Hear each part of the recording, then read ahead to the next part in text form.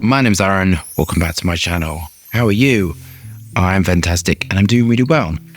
And today I'm reviewing, I'm going to murder the Française Fève Délicieuse by Christian Dior. This was launched in 2015. It's discontinued now, so I couldn't find a price. Top notes are lavender, mint, bergamot. The vanilla notes are sour cherry, freesia and jasmine. Base notes are tonka bean, vanilla, cacao pod, caramel, praline, benzoin, milk, sandalwood, leather, and cedar. Do we have our bottles of Feve Délicieuse? I keep on saying it in Spanish, it's really hard. I've engaged with the high self. Let's get testing. How to trip a dyslexic up. Chuck a French thing at me and I'm going to murder it. Okay, let's look at the atomizer. So what am I expecting from this? I'm expecting great perfumery. This is one of my favorite perfumers. I think he does some amazing work, and his technical ability is off the scale. So I'm expecting nothing less than Dior and nothing less than this perfumer who, because he's French, I'm going to murder it and I won't attempt it, to be honest. This is gorgeous, light, airy, sophisticated, keeping with Dior. Bergamot is the top note. Vanilla, vanilla and coumarin. Coumarin, I can never pronounce octo something. It's a hydrated form of coumarin, which gives a tobacco feel. Fruit aldehydes, acetates, habanalide. This perfumer loves habanalide. It's signature in his work is sophistication combined with sort of a high-tech feel. Insane sillage. This is High-Cis Hedione. This is giving elegance, lightness, airiness, sweetness. It does smell incredibly delicious. There is a slight, I think of it like an apple or a fruit note to it. A slight green nature, heliotropin in this. So this has got everything in that I love. Not overly sweet, but sweetened enough. Wood notes.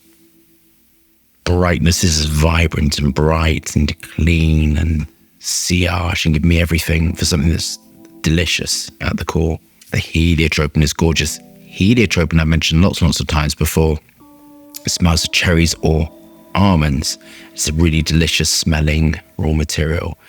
And it can be used in the synthesis of MDMA. I don't know how, but I just know it does. And you have to have a home office license in the UK to handle it. And it's tricky and you have to write it down in a book, and then the home office comes and investigates you once a year and does all this. So it's very, very tricky to handle, and you have to be a chemist to handle it, and you have to show your qualifications, and you have to store it correctly, and you have to write it all down and all this stuff. So, but it smells delicious. I'm really drawn to the smell of heliotropin. I also love the way it's got that sort of naughtiness to it.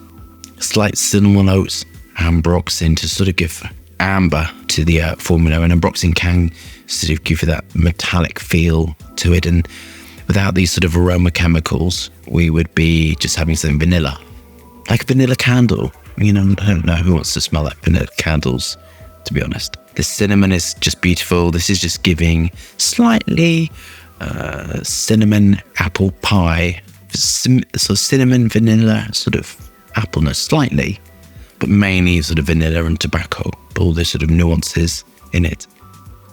Lots of ethyl linalool to give a lift. And this undoubtedly smells French, eloquent. Onto my final thoughts. I think it's fitting with the name. I think it smells delicious. I think heliotropin, vanilla, C18, aldehydes, it smells delicious. There's something delicious about it. The naturals are perfectly composed. This is bright, light, airy. You can all hear a but coming. But for something delicious, I don't know. I mean, I deal a lot with sweetness. I love sweet fragrances. It's kind of what I'm really drawn to. And I would have loved in this, for the name delicious, a few more fruit notes. I would love some ethyl maltol in this. So give me ethyl maltol, you know, where I want it positioned. I would have wanted something that smelled like creme patisserie. I don't eat things like that at all. But that's kind of what I would have loved. They did a vanilla, that vanilla drama one, a little bit more different. Of course, I want different formulas, but that was really deliciously vanilla. And I would have loved like vanilla custard. I'd loved a bit more of a lactonic note in it. I would have loved more of a custardy note in it, just slightly. I mean, I'm talking fractionally. I'd loved a few fruit notes in it, maybe peach, rhubarb, something to for the name delicious. So I'm going on the name delicious. Like personally, I would love that. I mean, I'm absolutely getting the vanilla fragrance from it, but delicious. I want to go back to that. Delicious to me, it would be more patisserie, would be more like that sort of whipped cream, patisserie cream, or that's kind of what I would have wanted a little bit more of. I mean, critical, because these fragrances are expensive, and it's kind of, I'm giving you my opinion. My opinion isn't authority, but I'm thoroughly enjoying it. But I kind of would love it taken a little bit more, if I'm honest with you, just a little bit more, a fraction more. And I think if it had given me, see, I know what I would have done this, if it would have given me that real sweetness, just slightly. We're not talking like turning into like ethyl maltol monster. That's not what I'm talking about. I want to be very clear about that. But I would have loved just slightly sweeter with a sort of a peachy note to it, I think. A sort of peachy whipped cream vanilla. If it had that, it would have got a 10, because I think it's incredible perfumery.